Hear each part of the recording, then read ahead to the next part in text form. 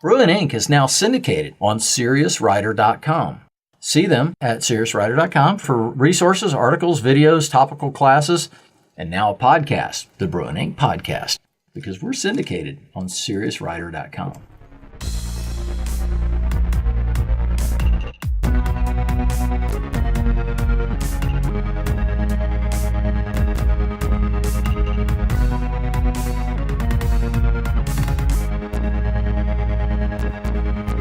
Well, good morning, faithful listeners. Good morning. Good morning. We're here with Bill, Britt, and myself, Stephen. We're drinking some coffee. Raising a mug to inspiration today.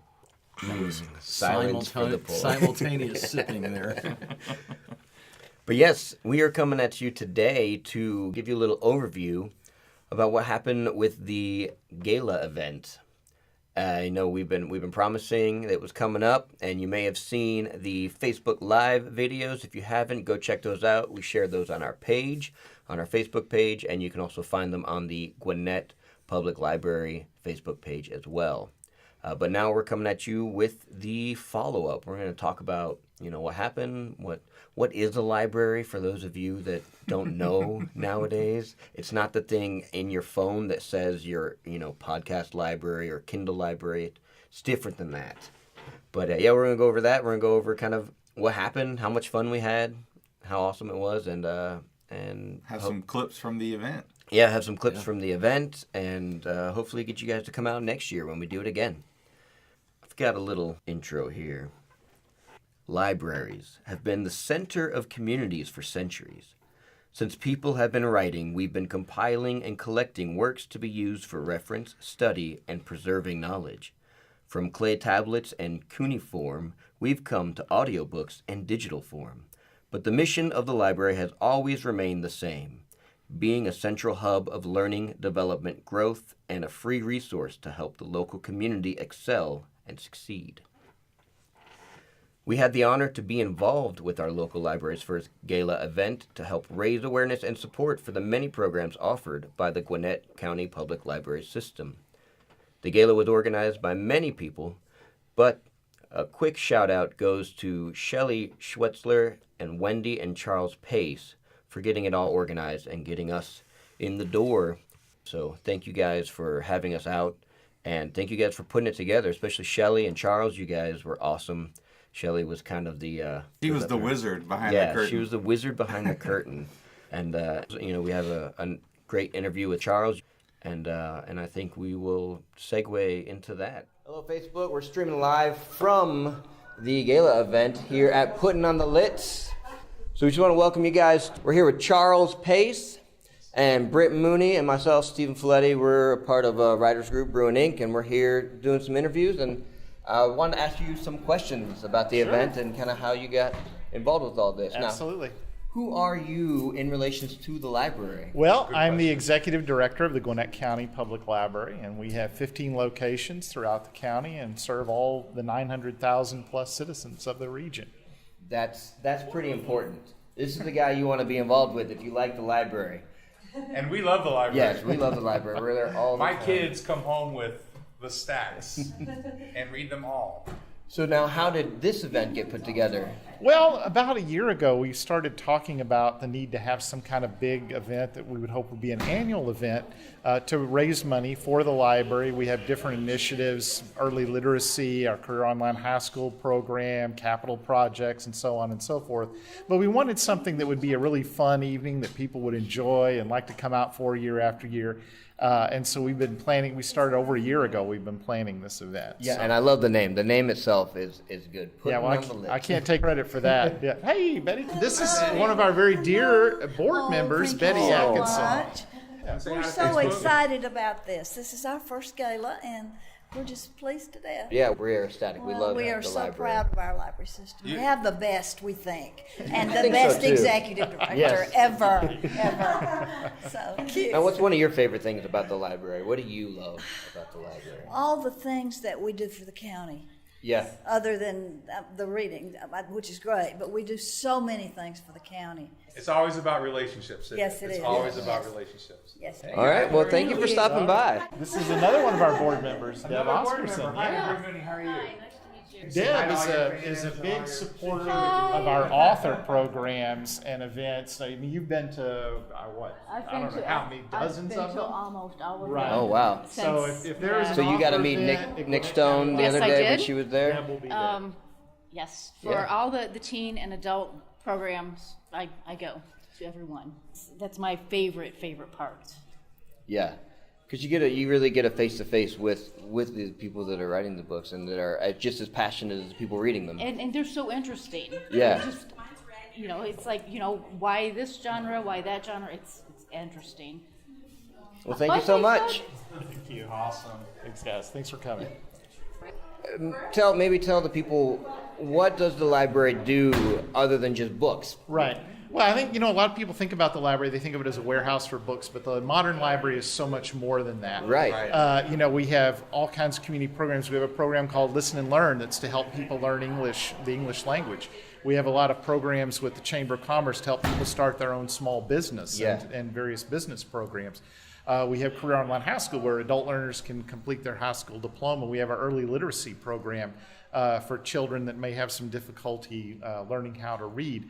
We have our tower gardens, which are hydroponic gardens in each branch I had no where we idea. grow herbs and vegetables. We use them. We teach kids about healthy eating and nutrition, and we also donate the surplus produce to local food pantries. So those are just a few of the many things that we do at the can I just library. speak just for a second about the early reading initiative? What did you call it? Early literacy initiative? Is that what you said? It's a reluctant readers initiative. Yeah. Well, because you guys probably know this, but just so people listening or watching on Facebook Live may not know, but being on reading level by the 3rd grade is a major Absolutely. indicator for whether a child is successful in life. Right. Like this is like whether they go into like delinquency in jail and like it's a major indicator. It's not a formula one way or the other necessarily, but it's a major indicator. So that is a great program that you guys are doing. Right. And just so you need to give money to the program is what we're trying to say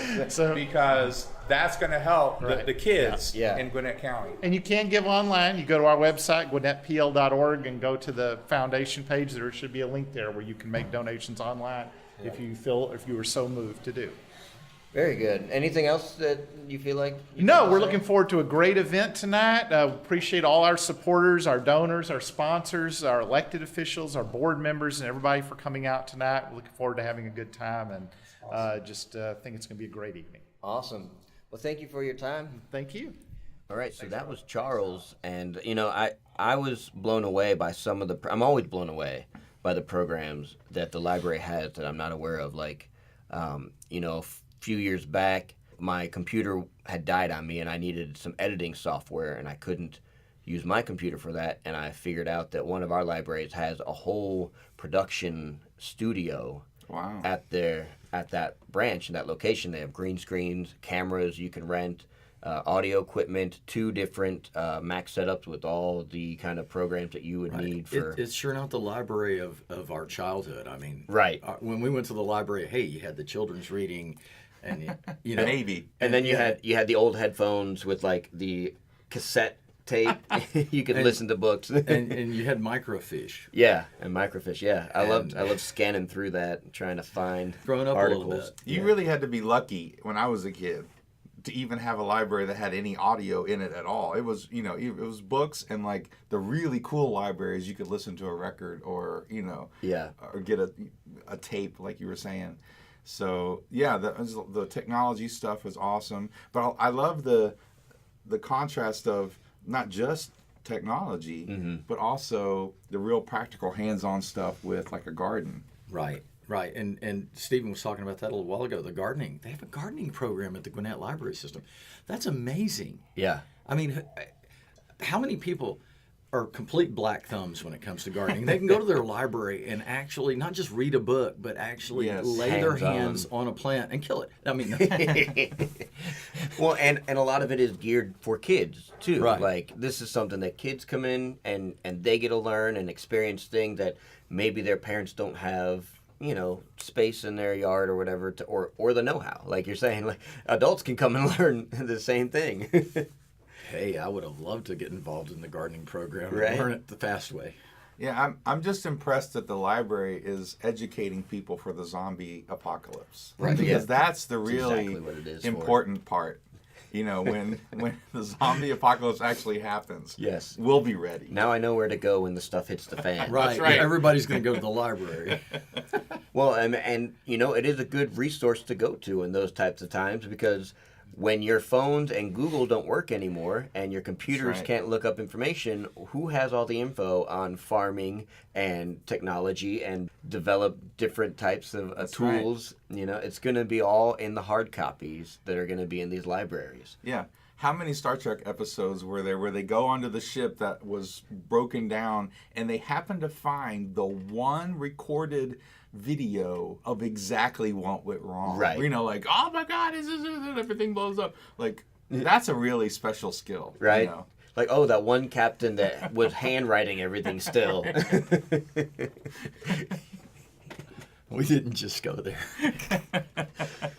Oh, but yeah, so, and to jump back real quick into technology, one of the other branches, they have 3D printers. And I've been trying to get into 3D printing forever, and I love that we could go down there and have people that know what's already set up, already know what to do, and So kind of the point is that the library system, or the libraries here, have realized that you can get books, and we can get all that stuff that you used to have to go to the library for on your cell phone now. Mm-hmm. Okay, you don't have to go to the library. So they needed to adapt a little bit and be more effective at bringing other things to us. Mm-hmm. So the library is not just books anymore. It's Right. all these other things that we can now access through the library system. And it tends to be a big hub for the community, for people to come and use, like, the internet and things like that. And they even have chess programs, Lego, robotic programs, all these kind of things where they're inviting the kids to come, be creative, learn how to work in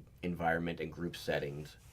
Yeah, something that Nick talked about that I really appreciated because it's true. We did not have a lot of money growing up. And to be honest, we don't have a ton of money now as a family, right? So the fact that the library when I was a kid was a place where I could read anything.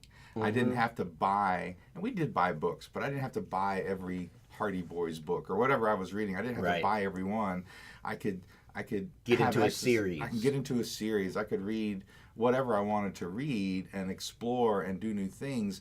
And so, yes, it was mostly books when we were kids, but you're right, the library has evolved and still become that place for people who may not have the resources to have a garden in their own backyard, Yeah. or the 3D printing, or the music or video production and Yeah. all that kind of stuff, or and also programs for literacy. We talked about that in the interview, and language learning, and it was just so many things for the community to grow. Like you're saying, it's not just, yes, it's reading, and that's amazing, and we all need to read more, right? Especially my books. But we all need to read more. But but it's more than that now with the library, and there might be some libraries out there who aren't as cool as ours. Like Right. let's just say that, like, this is Gwinnett County Library, and they have put a lot of money into making this a very quality program. Yeah, and they've got a stellar system of libraries. Like, they don't just look at each library as an individual.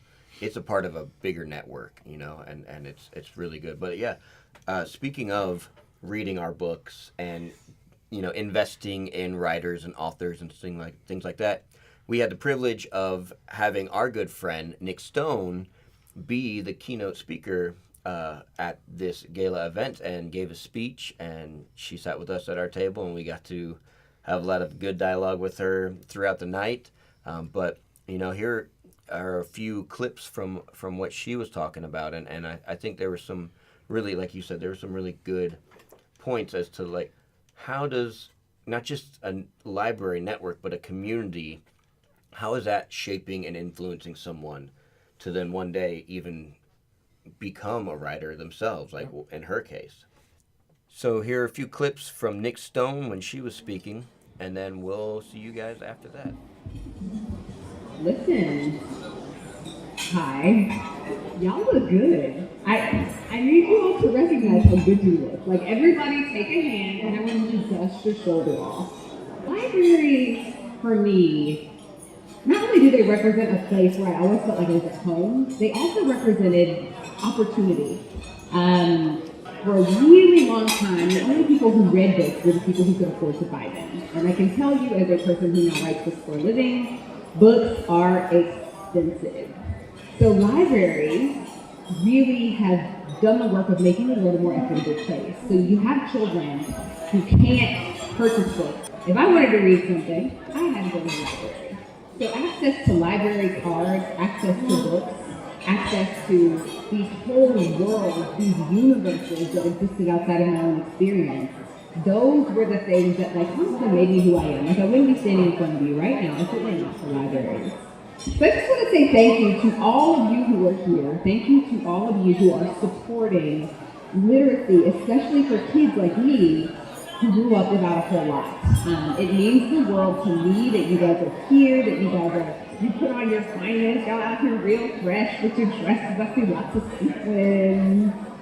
But yes, thank you so much for coming. Thank you so much for being here. Thank you for making the effort, putting forth the effort to continue the power of these spaces where children especially can come in, can find things outside of their experience. They can dream, they can sit and they can read and they can enter spaces that honestly that take them away sometimes from the trauma in their daily lives. So I would take my Encyclopedia Brown book and I would go into this little castle section of this library and I would sit there and I would open it and I would read and I would enter into these mysteries. Like he would go on these little adventures where he would have a mystery to solve. And that's when I decided I wanted to be a writer. So it's because of libraries that I even get to do the thing that I dreamed of. All that to say, y'all are awesome. The fact that you're here says so much about your priorities, about the things that you care about. Go Gwinnett County Public Libraries. Y'all enjoy your dinner. I really did like her point that the library can be kind of an equalizer in a sense. My dad had even less resources than we had growing up, I know he went to the library. I know that he used those public resources, and that helped him go to college. And absolutely, that is a very true statement because we were certainly not wealthy, and I would save up some money and I would go to the bookmobile thing, and I would buy a couple because they'd come to our school about once every 2 or 3 months, and I'd buy books there because I found the coolest things. Some of them I still have on my shelf upstairs. Yeah, some of the best science fiction. It was the first science fiction I could ever get to because we didn't have a lot of that at the library yet, and I really loved that. It's amazing I didn't turn out to be a science fiction geek writer like you guys because I read so much of it, and I still do, and I love it. It's just a matter of time before you get the storyline. It is true. Yeah. It's just a matter of time before I decide this was a great story. I'm just going to turn this into sci-fi. Yeah, exactly. Just put the mystery in space or whatever it is. Put the crime in space. Exactly. Instead of going on a cruise to Jamaica, they go on a space cruise. It's true. That's going to be tough to get a little bit of a first hand there on that. But so, honey, I want to go to space. Do we have the budget for that? I don't think so. But you're right. The library provides so much. It always has. Yeah. And to let it go and not adjust for the times would be, I think, a great folly. Would be foolishness because the library is the place where people who don't have the resources can go to get those resources. Yeah. And that's an amazing thing to have. Let's bring it back and personalize it and storytell, because that's what we do. We're writers, and we tell stories. And we're also, the brew part of our Brew and Ink is we're a bunch of home brewers, beer and coffee. And one of the ways that I got into home brewing was through the library. I had a friend in Alaska. I'd seen him do it twice. And I would kind of message him when I had a question or whatever, and I had some books that I had bought. But at the library, they offer these great audio, they're not books, but they're college courses. They're legit collegiate courses taught by professors that have been recorded and you can rent them from the library. Whole classes on I've listened to everything from stuff on Chaucer to art history, science, all that. But one of the courses that they had was a home brewing course, and I listened to that thing at least 3 or 4 times. Well, it wasn't just home brewing; it was the brewing in general. So he talked about large scale. He talked about everything from kilning to the different types of barley and grain used, and just really broke it down to a way that allowed me to understand the process, so that as I'm reading these books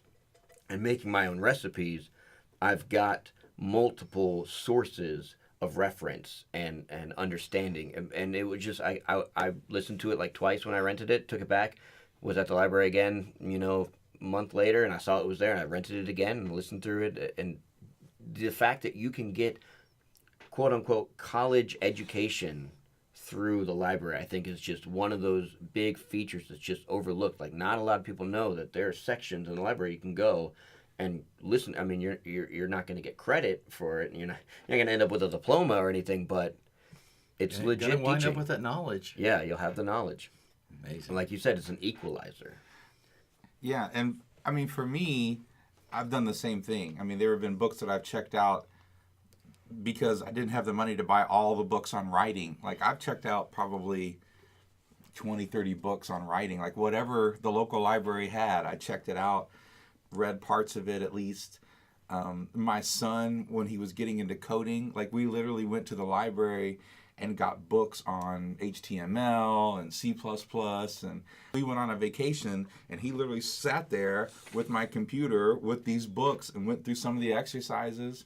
And again, like, it allows you to discover things without spending a whole lot of money.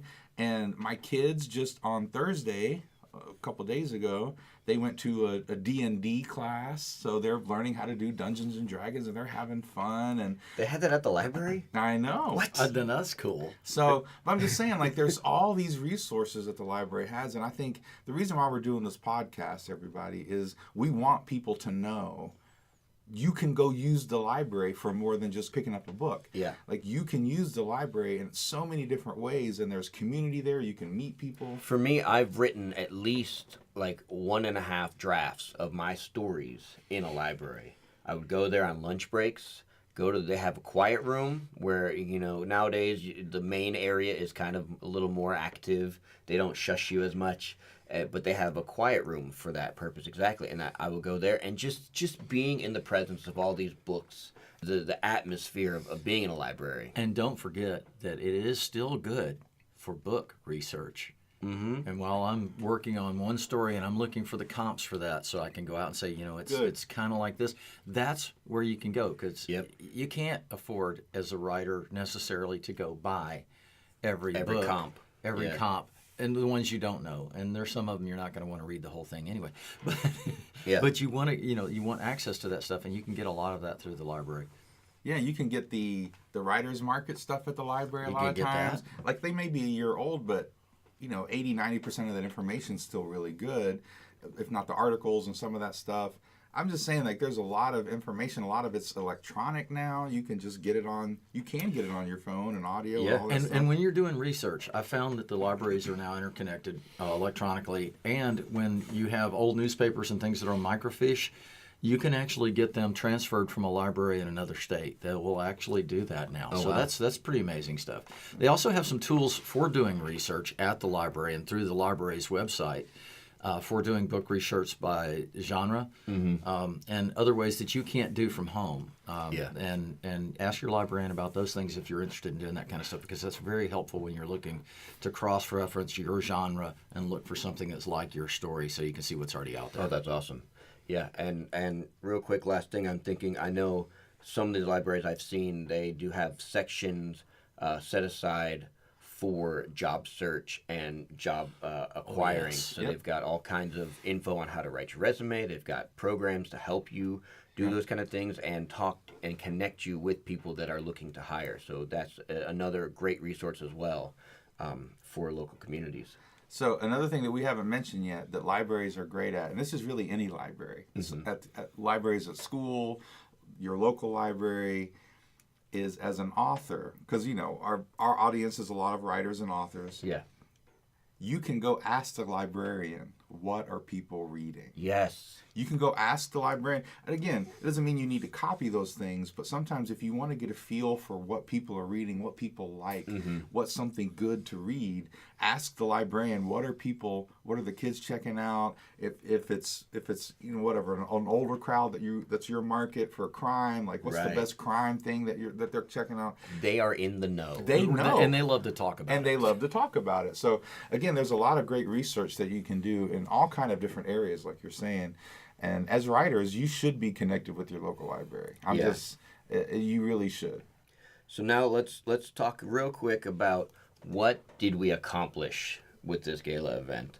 And, I personally, we made some great connections. We got to talk with people that love the idea of a writer's podcast, love the idea of writers, wanting to be involved with the youth and with the community, but also we got to meet all kinds of there were distributors there, people that help get things to the library, and they had a silent auction that they did, and then they also had what do you call it, a regular auction, audible auction, which was fun to be a part of and just kind of watch the energy go. And I thought the best one was when they started high and went down, and you could have multiple bidders on that. I thought that was a great way to do it. But all in all, according to this follow-up here, they raised over $100,000 for just the whole event and the library systems and all that. So that was a really good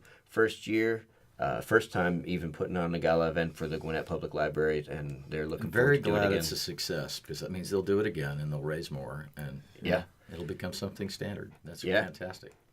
And so we're going to end here with a few statements from people that we interviewed throughout the crowd, just getting ideas from them, like what was their favorite read, who's their favorite author, what's their favorite book, things that they like to do at the library. So, we're going to end with some of those, and then we'll get back to you after that. Bye-bye. Come on in, guys. All right.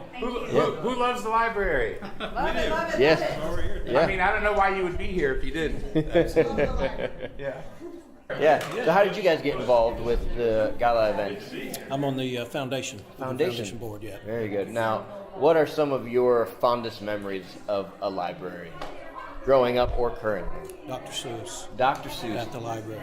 Yeah. Some good stuff. Yeah. And I love the little packages. I've got a 5-year-old. Yeah. And the little children's areas that they have in the library, the packages of like the puppets and the puzzles and the different books that you put together. I go way back to the card catalog. Yes. Yes. I remember those too. Card catalog. Yeah. Speaking of the kids area, our teacher had a mushroom, and she would sit on the mushroom and she would read to us in the library. Right. I think everyone has those childhood memories that That's they associate with the library. How are you guys involved with the library? We know Shelley. Okay. And my Rotary is the Duluth Rotary, and we've donated $50,000. Very nice. Well, thank you guys so much. You're welcome. What's your name? Victoria Jones. Victoria and Clay Jones. Clay Jones. Nice to meet you guys. Nice to meet you. Now, what are your favorite things about the library? You wanted me to tell you. Yeah. I love reserving books and just picking them up when it's time to check out. That's nice, especially when you get a stack of them. Are you like me? Walk in, walk out. I cannot go in the library without a book.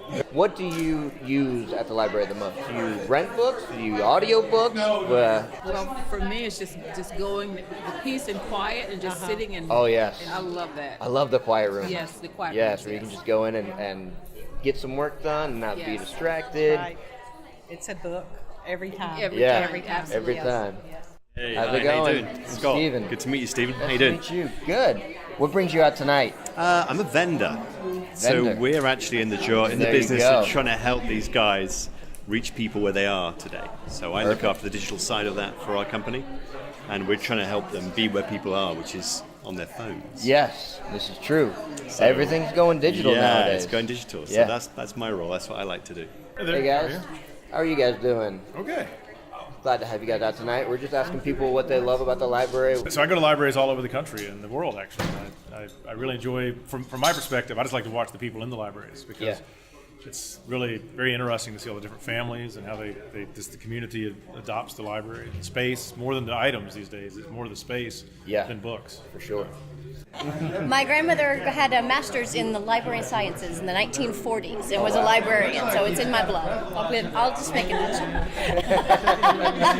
There you go. Yep. We're with Children's Healthcare Awareness. Yeah, so exactly. We're always we there. love to support anything Yes. that pushes literacy, and obviously the library is just a great place for us to partner with all the time. Absolutely. And personally for me, some of my fondest memories are watching my little ones run across because they would knew it was story time. So how about you guys? What's the favorite book that you've read recently?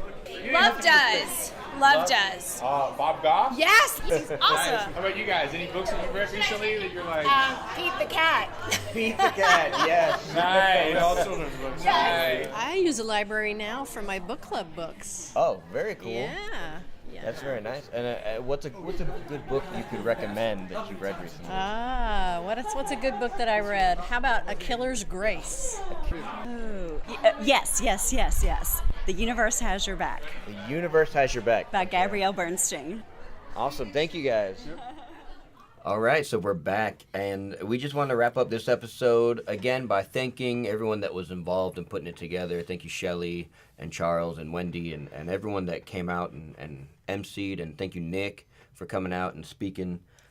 If you want to help support the library, it's easy. You just go online, go to www.gwinnettpl.org. That's GWINNETTPL.org, and that's going to take you to their main webpage. If you scroll all the way to the bottom, you'll see a section that says support, and under there they've got links for the 2018 Gala. If you want to support the Gala event itself, they'll have a link for Give Now.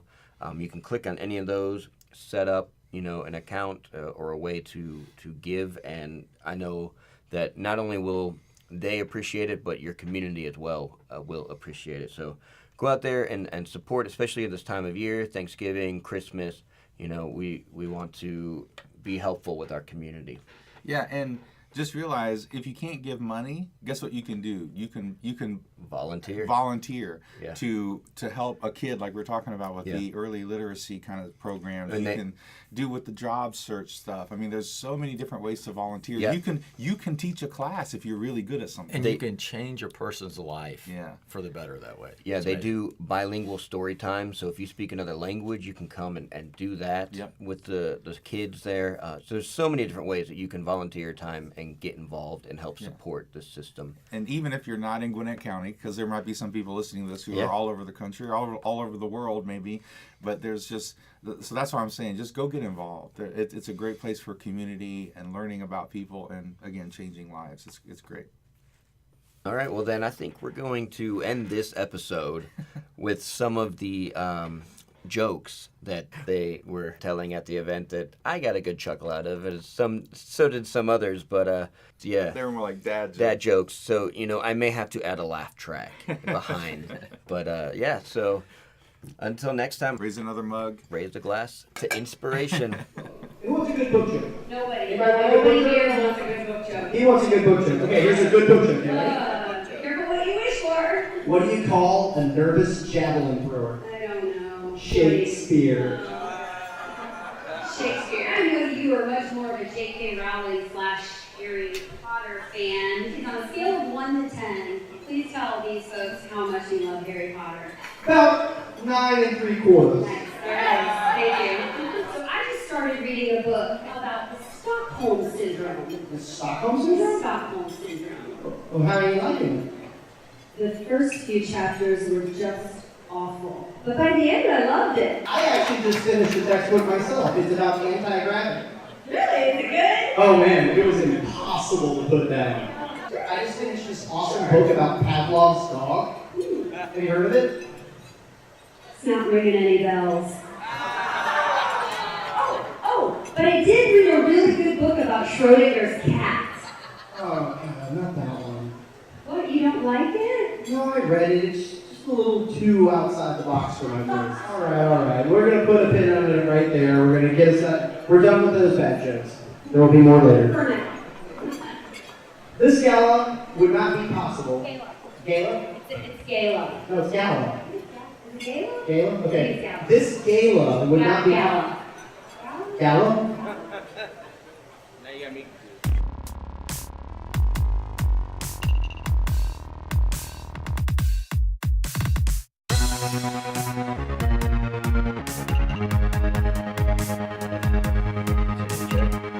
I think it's going through. I think you're turning up and down mine. No, yeah, I'm on yours. I am yeah, on that's yours. Never mind.